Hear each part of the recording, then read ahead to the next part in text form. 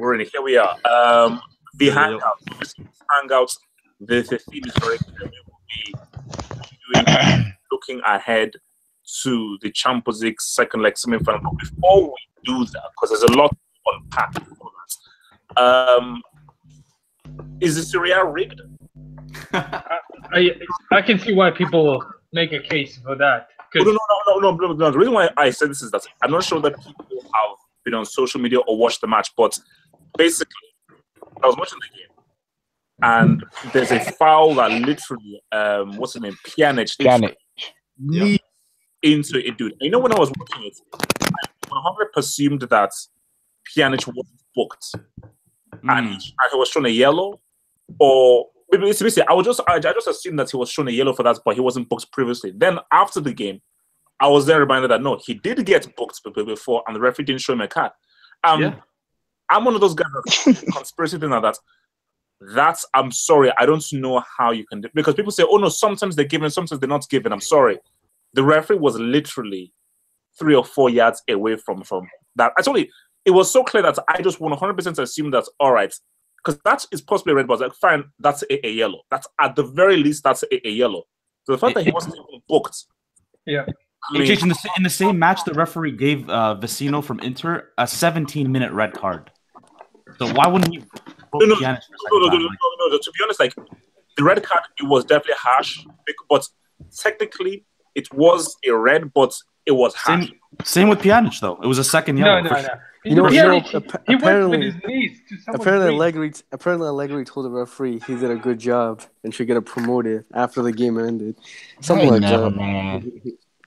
I mean, because again, like I know, like this will like Juve fans will start saying, "Oh, no, but I'm sorry, I can only look at the facts." That's messed up. And for all those guys who are saying, "Oh my gosh, chance," I mean, I want to just slap all of you guys in the face, and I mean that in the most offensive way possible, because I told you guys that there was no chance, and you didn't believe me. So now I hope you guys agree that Napoli, they never ever had a chance, and Juventus will be winning it in the title. So let's put that to one side.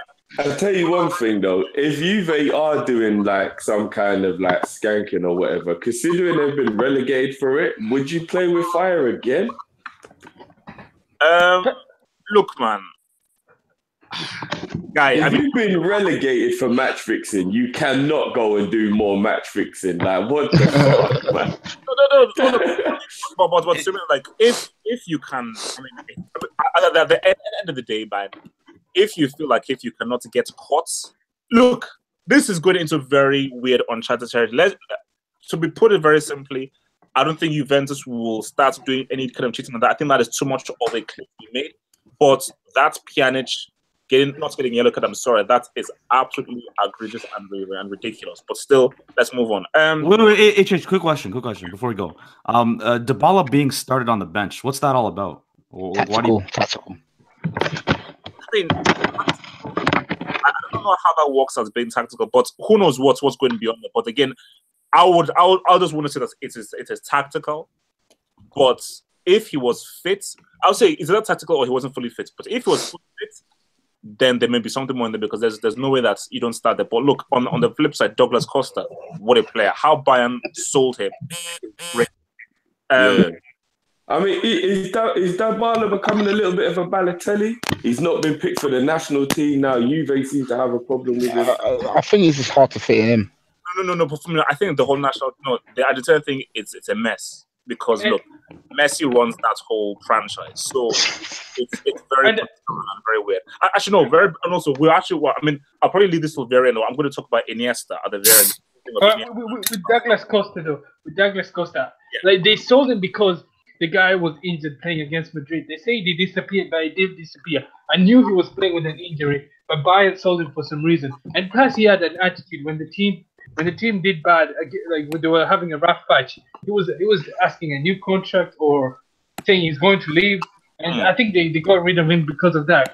But he was a good player. Like he had an injury and he played with it. No. For me, I'd say Costa is one of the best. But look, let us move on from there. I want to focus on these things. So let us start off first. Liverpool, Roma. So let us do a role play where you guys are Eusebio Di Francesco. So you're in Rome. You're 5-2 down. My God, I mean, even saying this is just. Can I start? So you're 5-2 down. How do you approach this game? Simple. Don't play with a high line. You're gonna have to play it for high line anyway. Wait. You say that you need to score 3 goals. If they have to. So they can't do anything. If I was Di Francesco, I would just kindly ask UEFA, cancel the game or give the money to charity. Because this is what they should have done. Like they messed up from the start. Now they have to push up, and this suits Liverpool. I mean, this suits Liverpool. They're going to lose again. They're going to lose again. Yeah, so I agree. There's no point. There's no point in playing. Wait. My thing is, I think that if you're Di Francesco, I think those first 5-6 minutes you've got to get an early goal. Yeah, you have to get an, because I think what you want to do as the home team, especially when you're getting with the away team, you want to start very strong, because a lot of away teams, they need a few minutes really acclimatized to, the pitch and all that kind of stuff. So if you're the home team, you have to start strong. And I think for Roma, if you don't score within the first 5 minutes, you have to pull back. Liverpool will dominate at a point in the game. Liverpool will get their opportunity. Remember, this is 90 minutes. So I think for Liverpool, if Liverpool do not concede in the first 15 minutes or 10 minutes, I think they're in a very good position. Yeah, that's true. Because then that allows Liverpool to okay, now we've weathered the storm, we've not conceded, we can now find our way into the game, because Roma can't be playing a Highland and aggressively attacking for 45 minutes. Then they'll get killed. And my thing is that, look, let's talk about this whole Roma. Who have they played? I want to know all the teams they've played so far. Who? What are you talking about? Roma. Because we talked about this in the Champions League. Yeah, they've never conceded a goal in Rome. And my thing is that Liverpool are scoring in Rome. Because you look at the teams they've played. For sure. Look at the teams they've played. They've played Atletico, Chelsea. Who else? Shakhtar. Yeah, but they topped that Barcelona. group. I know, they topped the group, but you look at Atletico and Chelsea. Conte and Simeone are not really attacking-minded managers. Then you've got Valverde. He's not really attacking-minded. But Klopp, what he's on. When it comes to football, he don't care. He will attack you. And Liverpool going to score, regardless. Let's be real, man. These stats don't mean anything. Look at the Madrid. Come on, let's just go to the Madrid game. This game is dead. No.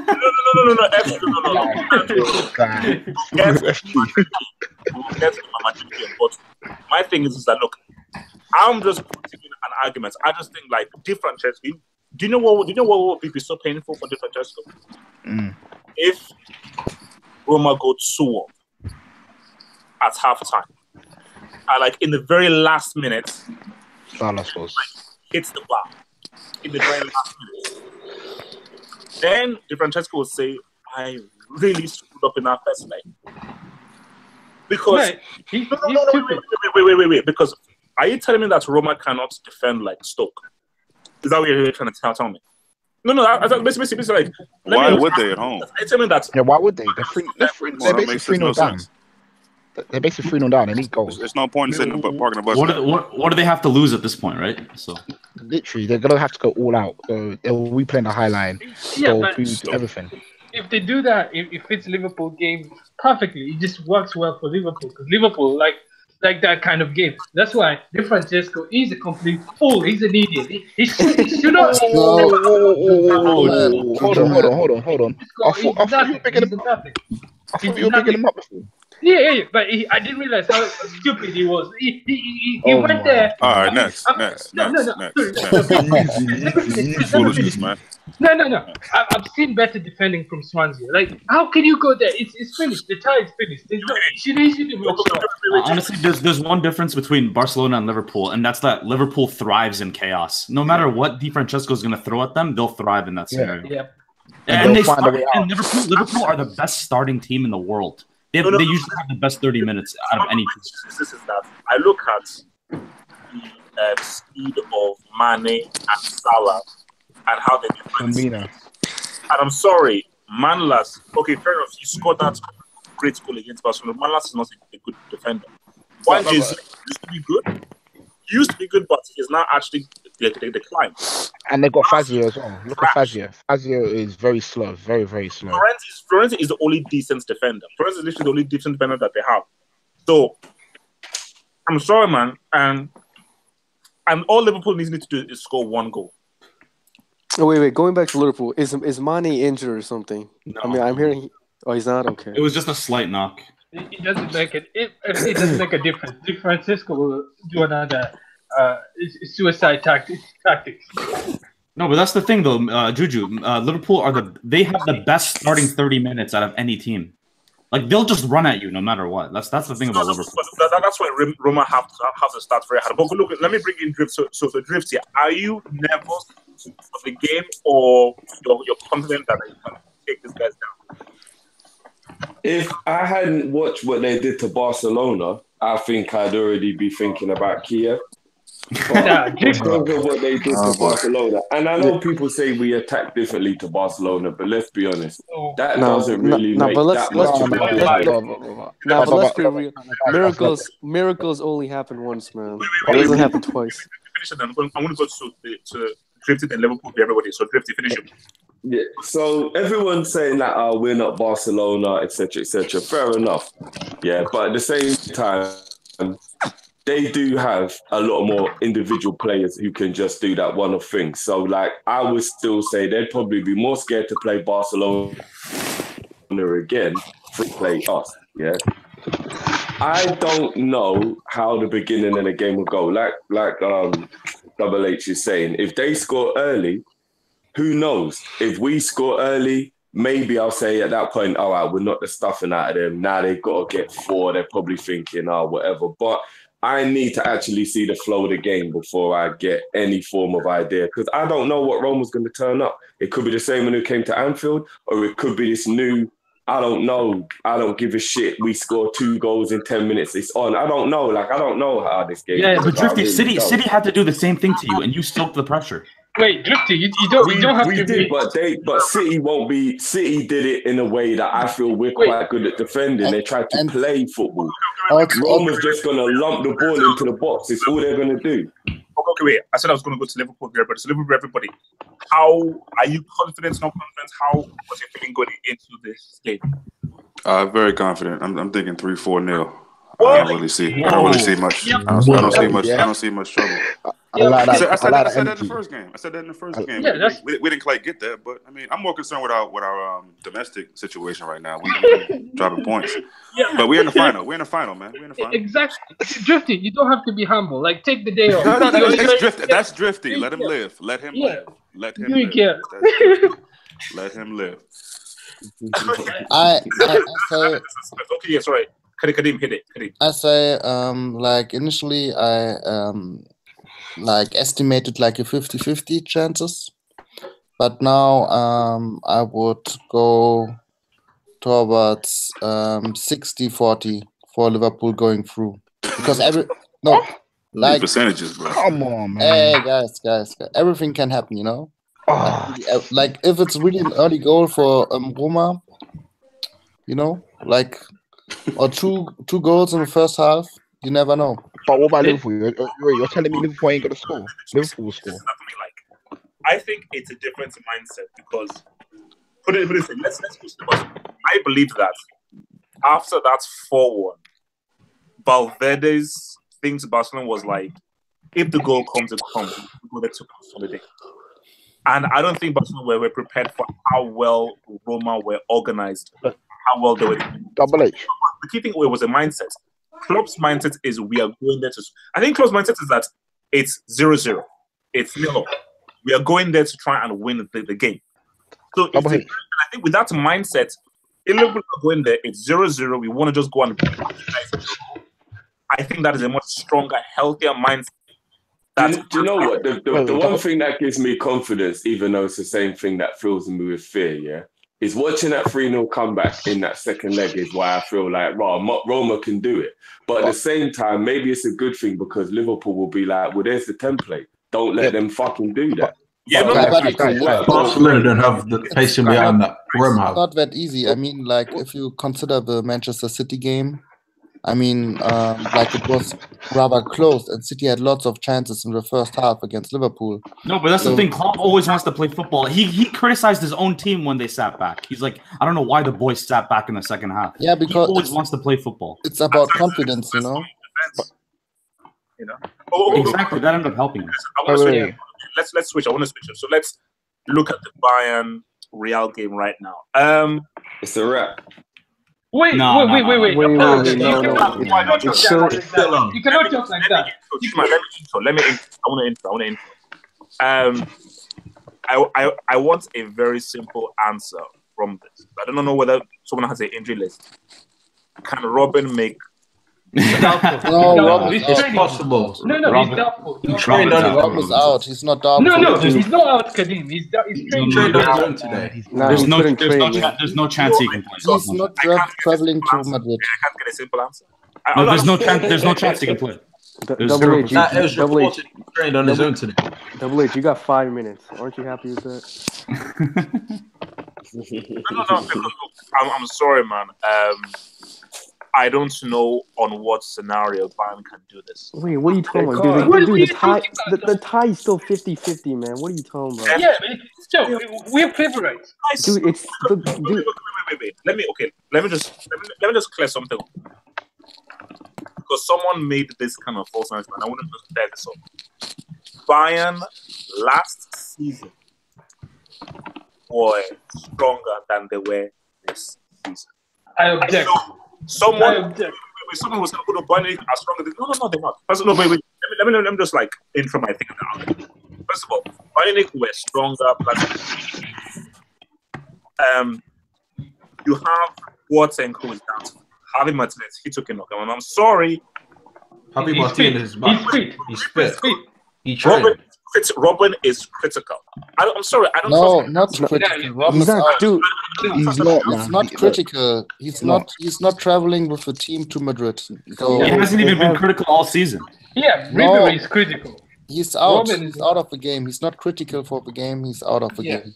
Yeah. Can I just say one thing about why I don't feel like Bayern Munich can do this? It's not even ability-wise. 2 words. Psychological warfare. They are losing the mental battle. No. Jupp Heynckes is the best Champions League manager of all time. If there's one, and he still can't rally up the troops and stop them losing to Real Madrid. He can't, man. It was unfortunate, man. It was like that game. That first leg was unfortunate. First of all, wait. Sure. Seriously, for me, look. Okay, now, if I'm Heynckes and you are what you are like, look, because again, we have to create an argument as to how these things can move on. That's the theme of this hangar. How can these teams who have lost in the first leg overturn them? And my thing is this: is that you have to now look at positives. It's the Bernabeu. Real Madrid are far better away from home than they are at home. Yep. And I think for Bayern Munich, same thing with I said to Roma, they have to start strong. They have to start strong. And they need a goal within the first 50 minutes. Critical. If they don't score in the first 50 minutes, it is over. 100%. If they don't score in the first 10 to 15 minutes, it is over. I think that period there, them starting, if Real score first, I want the referee to blow the whistle. But you know what though, HH, you make a good point. You know why? Because we actually start so slow every game. I swear to God, we do. Like that's the one thing Liverpool do a lot better than us. We start very slow. You know what's weird? Yeah, I was trying to go through all the fixtures that Real Madrid have had, and by far they've had the hardest run. That's not even questionable. By far. They've had the hardest run. But in every single game, they've been havoc and still won the match. I don't understand what is going on. They have not dominated any game apart from away at Juventus. That's the only game they dominated. Wait, Steven, Allianz, they didn't dominate. You know what it is? You know what it is, Drifty? You know what it is, Drifty? Drifty, if you give us an inch, we take a mile. It's crazy. especially in the second half. This is rubbish. First of all, Drifty, they dominated against, but Bayern were arguably the best team against Madrid. They won. Look at the chances. Look at the chances created. No, but you're proving my point. That's what I'm saying. Real Madrid don't dominate the game, but they win it. No, but the other thing, those goals came. The one was individual brilliance, the Marcelo one, but the one came from Rafinha. He was not even a left back. He played that, but Alaba will be fit, by the way. So he's not a left back. That was individual mistake. And for the Bayern misses, they missed so many chances. I swear, it should have. I mean, it should have been like 5-0, but they missed chances. I actually agree with you, Juju. First time ever. I am a guy based. Do you know the most annoying argument in football is when guys say, "Oh my gosh, we have so many chances." Yeah, but double A. Exactly. You cannot disregard that. You cannot disregard that because. I mean, no, I am discounting that. You cannot, because Madrid actually scored for mistakes. They didn't do anything. No. Now you're going too far. Now you're going. I'm not because Varane and Ramos were the difference. That's the thing. No. Please stop with that. Lewandowski had an off day. Ribery had a heavy touch. It was an off day for everyone. It was an off day. Madrid didn't do anything special. So you're telling me all of Lewandowski's chances is because he had an off day? Yeah, it was an off day. The Ramos. I'm going to mute you. Relax. Basically.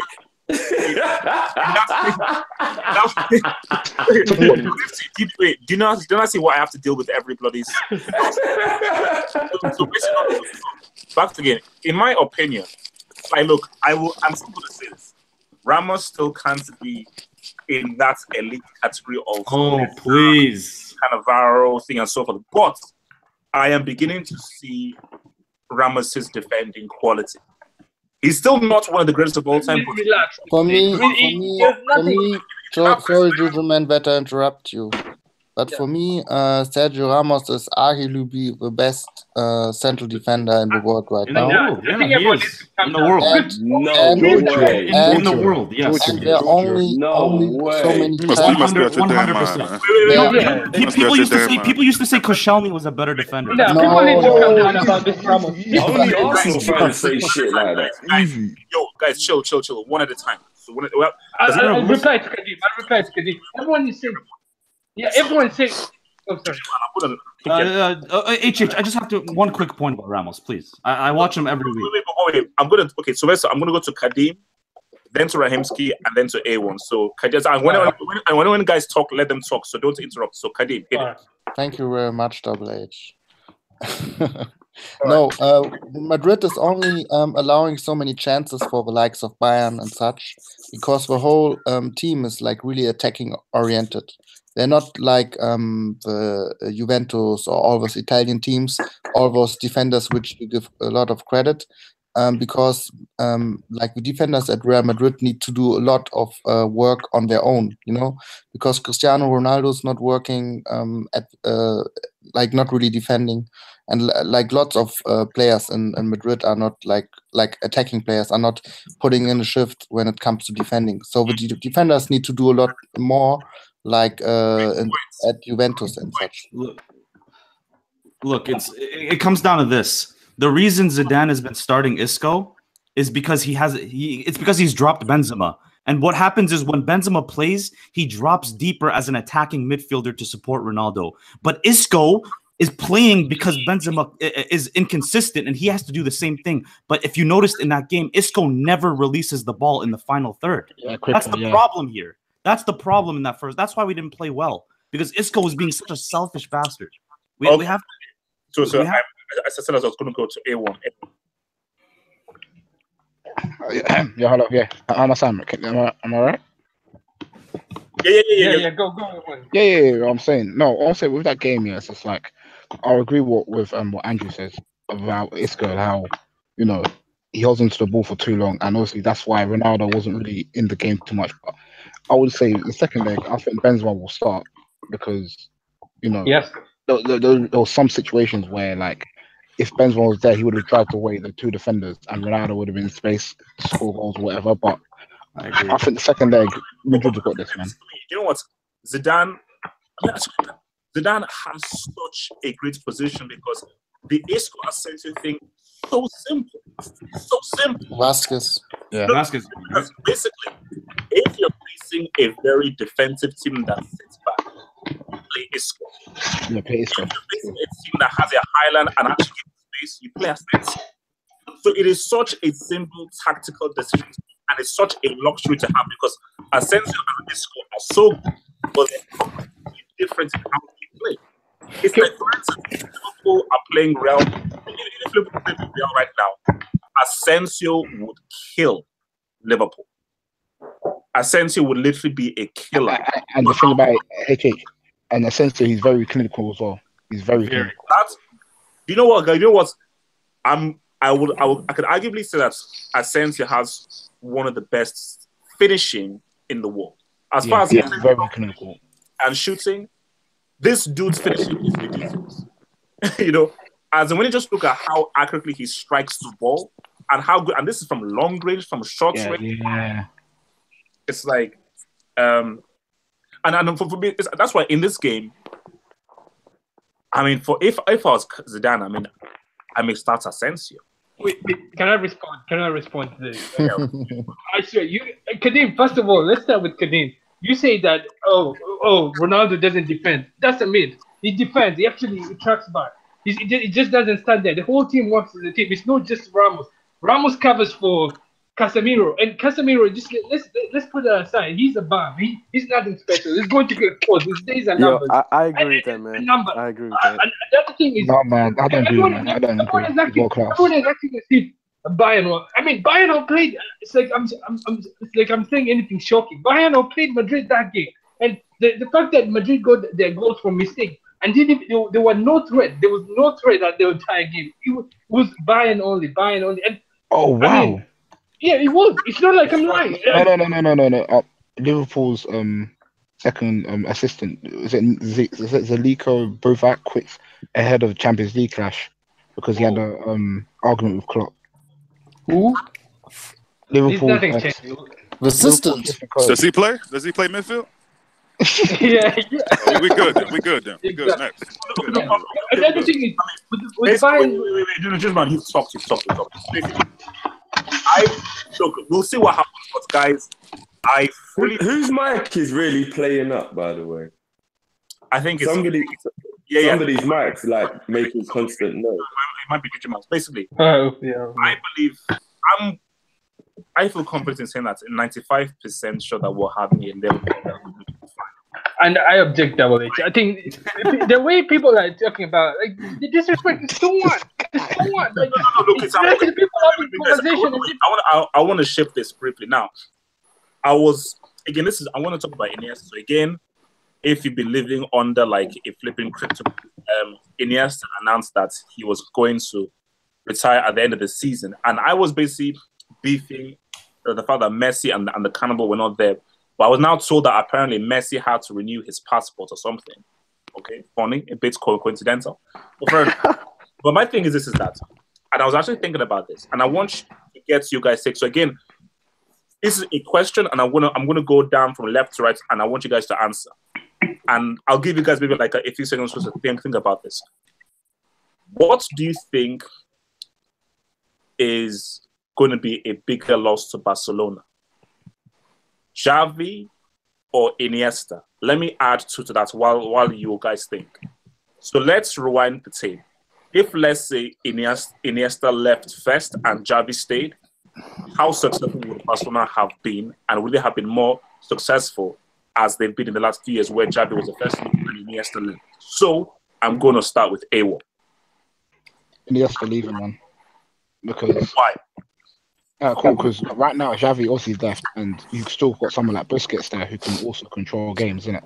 Whereas Iniesta, second, in the same way as Xavi, not in the same way, but in a different way, but still you're able to control games and dominate games. Whereas Iniesta, he's able to do that role as well, and plus he adds goals as well. If you get what I'm saying.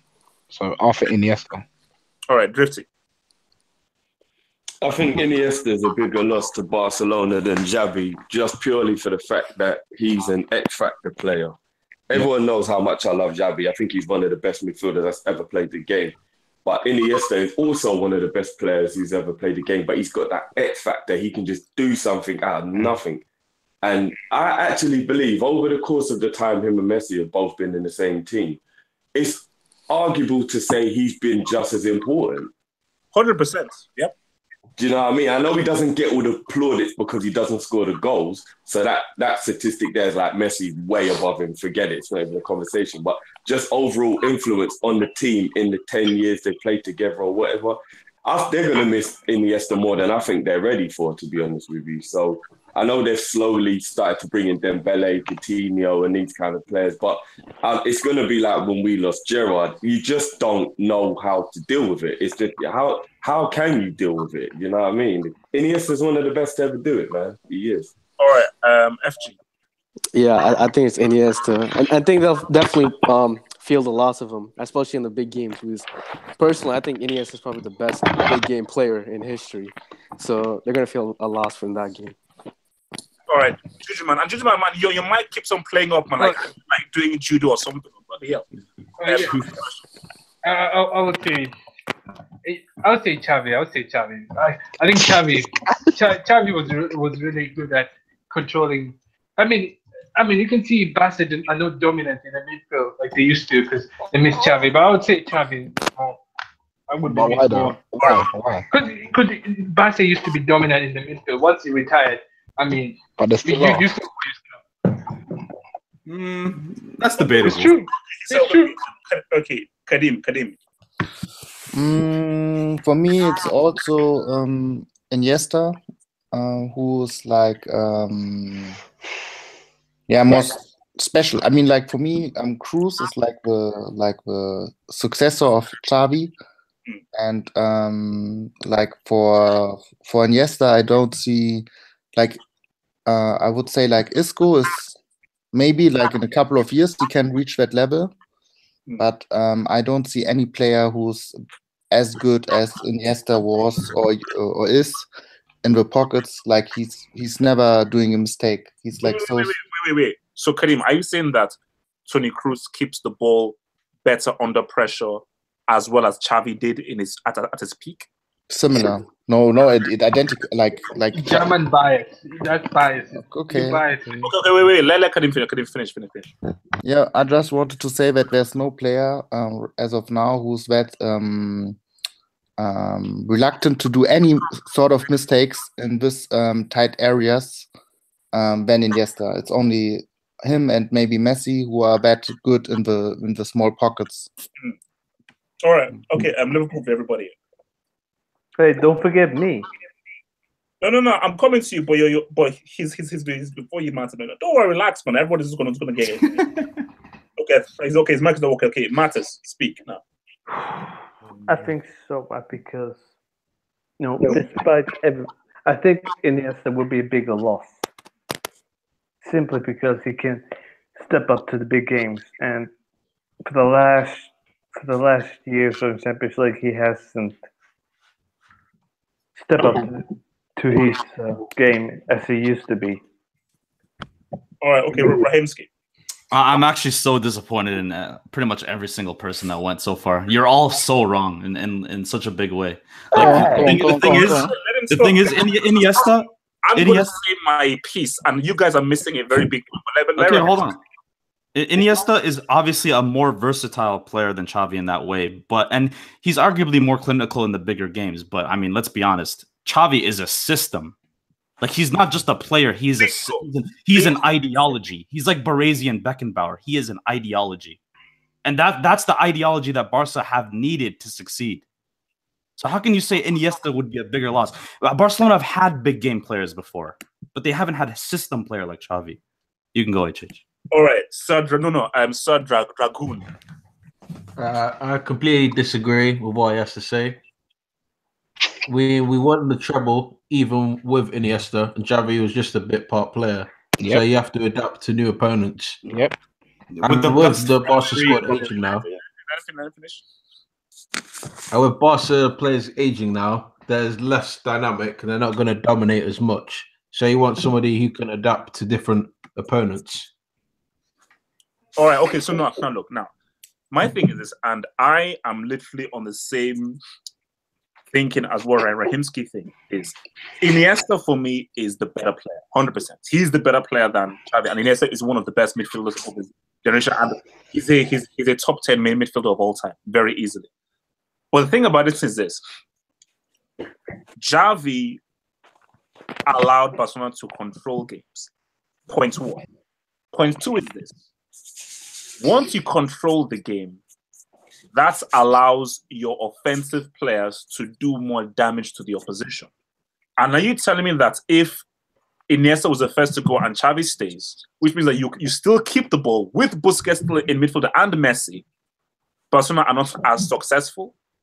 Because they still keep the ball, you still have the possession, and Neymar, when he was there, as well as Messi and Cannibal, will still be getting all of those chances because they control the game and they'll be able to get much more chances to create. So I think it's tough, it's close, but I still like if when Xavi was there, I told you, he never lost the ball.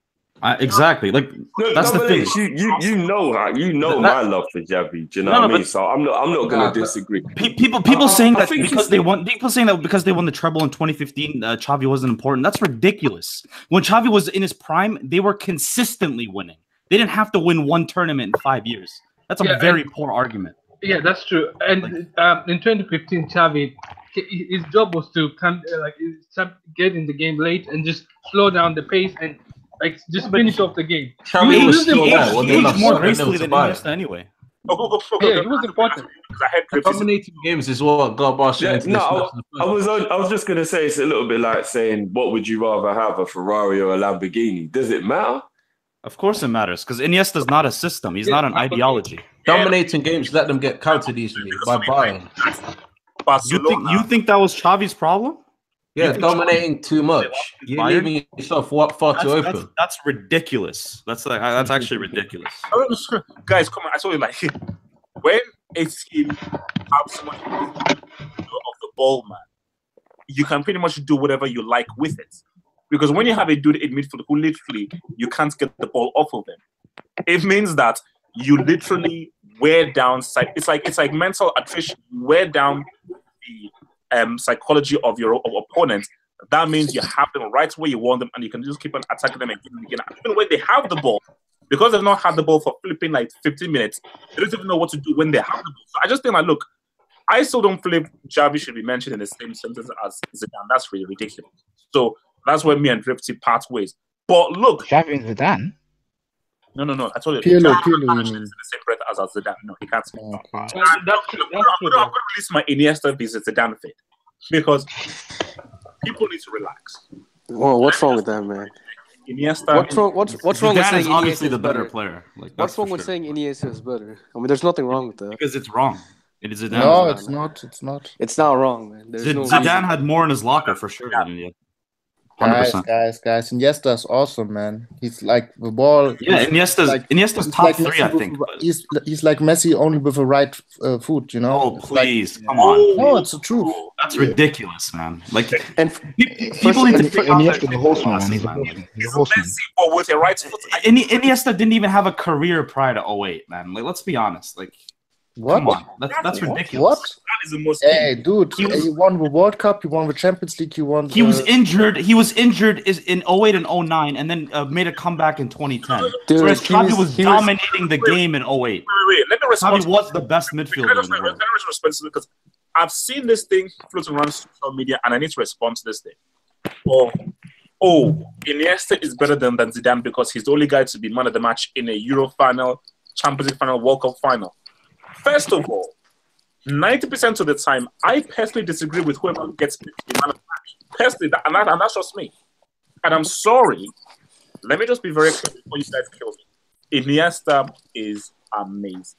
He is one of the best midfielders of all time. But I'm sorry, he was part of 2 excellent teams. Iniesta was not the reason why Spain won all of those trophies. It was a big reason. It wasn't the reason. Iniesta wasn't the reason. Wait, so what about Zidane? What about Zidane? Yeah, look at his 19. If Zidane stays on the pitch, France beats Italy in No, but he didn't. The guy was stupid and got a red card. He was stupid enough to get a red card. Yeah. And not to mention that Brazil game is the most. I don't think you guys understand. France were such underachievers going into 06, and then they got. But they didn't win though. No. They finished second. What do you mean they didn't win? They were underachievers going into that tournament. Yeah, the fact that he even got them to the final is ridiculous. Here's another Zidane myth. That Brazil game was the most overrated performance. First of all, that game was rigged. That's the first thing. So I don't count the performance. Bro, you guys were like 12. You guys were 12 years old. It was a great team. We don't I remember going into that tournament. People didn't even think France would make the semis. Wait. I got you. One at a time. So I'm going to go to Jujuman, then to Rahimski. Yeah, Andrew. By the way, that 19 France team was really good. People like to say Zidane was actually working with. I swear France would have won without Zidane in that final. Yeah, he was average before the final. One at a time. It's not like people are asking if Zidane won that World Cup. He was part of it. He was part of a team. He wasn't anything. He wasn't anything that. So you think that 98 team was as good as that 2010 Spain team and the 28? Yeah, they were good. Like, you know what's still Look. At the end of the day, if R9 was playing in that final, Zidane would not have won that. Yeah. Guys, I never said that Iniesta is better than Zidane. It's just like they are on the same. No, you know what it is. No, I don't. You know, like nobody of us can really say like one or the other is better because they never played together with him on the pitch. No, that you can't use that. We can compare players that like they are on the same level. To say that Zidane is much better or better than Iniesta. He is technically better than Iniesta. No, he is technically a better player than Iniesta. Let's talk about consistency. How inconsistent was Zidane? Dude, you sound like one of those Ronaldo fans that says Ronaldo's better than Messi because he's more consistent in finals or some shit. That's a valid argument. Inconsistency. That's a man. Let's just hear from everyone. So, and this is just so to close this out. So I'm going to go from left to right. Remember, when people speak, let them talk. Don't interrupt them. So the question is this: Zidane or Iniesta? Who is better? A1. Zidane. This is a difficult one, but from what I think, I'll go for Zidane. Why? Of course. Yeah. It's just like from what I've seen in it. Like obviously Iniesta, he's done his thing, scored important goals. As Zidane is like there's something about him that just makes him different, like and better than Iniesta, innit? If you get what I'm saying. And I think his individual brilliance as well. Like he can do things by himself, man. Whereas Iniesta, you know, he can chip in goals, but you know, not compared to Zidane, man. All right. Drift. Zidane or Iniesta? Iniesta for me. Thank you. Yep. That's ridiculous, man. Wait. Why? Explain. Yeah, you have to. Because I'm one of the oldest, yeah. So I actually remember Zidane properly. Like I actually grew up watching Zidane, and don't get me wrong, the guy was outstanding at individual pieces of brilliance. But his career wasn't as consistent as Iniesta's. And yeah, Iniesta's been in a better team. I get it. But at the same time, Zidane was part of the Galacticos, so it's not like he played with some like idiots or whatever. Wait. I just feel like a lot of Zidane's career, even though he was a phenomenal player. Yeah. Wait, Drift. Yeah. Like, let me just rephrase. Let me just rephrase the question. No, not rephrase, but let me just repeat the question. I'm asking who is the better player, not the more consistent player. But all the of that counts. Player, the better player. No, but consistency adds. It all counts. It all counts though, because if it's not about consistency and stuff like that, then I can start saying things like Balotelli's one of the best strikers I've ever seen. If you're just talking about technical ability, so consistency is important in who's the better player. And for me, I feel like as good as Zidane was, don't get me wrong, he was a phenomenal player. Two finals are why people talk about him the way they do. If you take away that Champions League final and the World Cup final, I don't really think people would hold Zidane in the way they do. So I feel like Iniesta's career is just littered with just non-stop superb shit. Like Iniesta is as technically good as Zidane. I don't even get that argument. Have you guys seen what Iniesta can do with the ball? Oh my God, Jeffy. Okay, fair enough. FG. Yeah, I'm going with Iniesta. I think Drifty nailed all the points, and not to mention Zidane is rated because of Zidane is mainly rated because of nostalgia. This guy is pretty much an international merchant. You guys play too much FIFA. Man, Rahipski, why don't you let them talk, man? Because it's ridiculous, man. I'm sorry. That's just ridiculous. I know it is tempting to interrupt. You have to let guys finish them. FG, finish your thought. Oh, I already did. Oh, Juju, come on, man. Sorry, I'll add the point.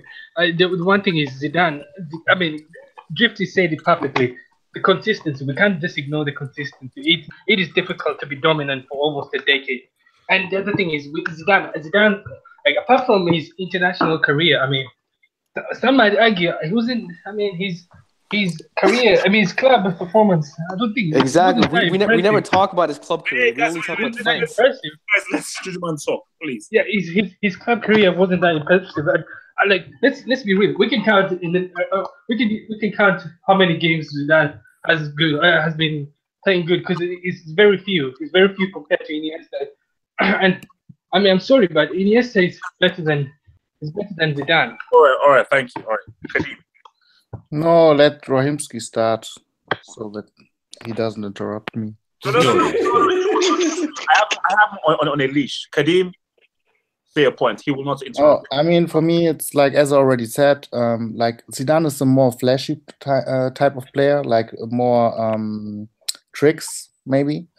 But Iniesta, what he's doing, like his physical, like his footwork, like always perfect position to the ball, perfect balance all the time. Like the ball is like glued to his feet. And he was like Zidane. I also remember Zidane pretty good. I always admired him as a player, and I still do. But it's like he also had like phases of the game where he wasn't visible. Like people were critical about Ozil, and Zidane has this type of situation also quite often with Juventus and also with Madrid. All right, Liverpool for everybody. What you say? Yeah, Zidane, and I feel like people are making this question a little too abstract. It's based on players, not based on the team they were with or what players they had around them. To me, it's clearly Zidane. If you put them side by side, it's Zidane. I'm shocked that they hate it on Zidane in this hangout right now. But yeah, Zidane all day. No, it's not hate. That's one thing people always need to remember when we have versus conversations. You aren't putting down the person you think the guy is better than. I think that's one thing people always like. You can't help it. You're like, how is that or whatever. But Zidane's a phenomenal player. But it was just Iniesta was just that bit better. Do you know what I mean? So I'm not putting Zidane down personally. The guy was a genius. So like, I've got nothing bad to say about Zidane. I just prefer Iniesta. All right, Mattis. I've heard pretty much compelling, valid arguments regarding Iniesta and Zidane, which makes it maybe more difficult choice to make. Player, man, I need I have to go with Zidane. Sorry, but I have a lot of respect for Iniesta, but I think Zidane is more all-round player. All right, Rahimski. It's Zidane for me, and that's because his peak in the 2,000 Euros was incomparable to anything I've ever seen from a midfielder. All right, Sir Dragoon. It's got to be Zidane. Why? He's way more complete than Iniesta. Iniesta's been known more for being part of a great system. Well, Zidane has completely dominated some games. All right, guys. I will release my Iniesta v Zidane video very soon. I'm sure we're not going to do predictions. And guys, I will see you guys on Wednesday, where we will be now looking ahead to the Liverpool v Real Madrid 2018 Champions League final because Roma and Bayern screwed up. Thank you.